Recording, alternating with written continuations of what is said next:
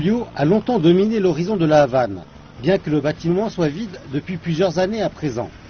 Le bâtiment subit actuellement un important ravalement de façade visant à restaurer fidèlement toutes ses caractéristiques originales et à rendre à la structure sa gloire d'antan.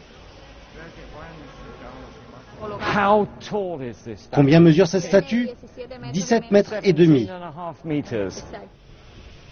Au moins la statue de la République a-t-elle pu être restaurée sur place, mais cela a demandé un effort considérable pour la restaurer à son état de 1929.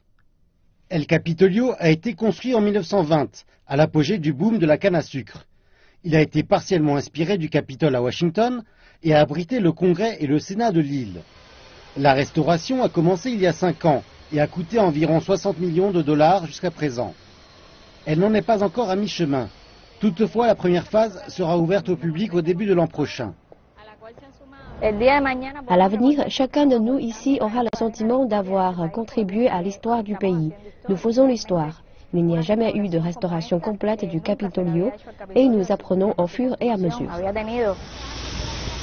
Le projet est aussi historique en ce sens que pour la première fois depuis la Révolution, un important contrat gouvernemental implique un mix d'entreprises d'État, de coopératives privées et de travailleurs indépendants.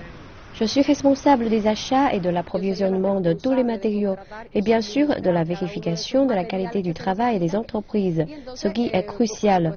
La combinaison des secteurs d'État et privé fonctionne, c'est un peu compliqué, mais nous avons réussi à la faire fonctionner pour le projet du Capitolio.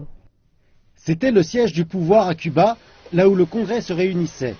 Bientôt, il accueillera l'Assemblée nationale, à la fois des cadres supérieurs et les députés, qui ne se réunissent que 2 fois par an. Le gouvernement cubain a annoncé qu'il considérait de changer la loi électorale. Donc, au moment où ce siège original du Congrès sera restauré, il pourrait bien s'y trouver une Assemblée nationale refondue. El Capitolio a longtemps fait figure de symbole du passé de Cuba.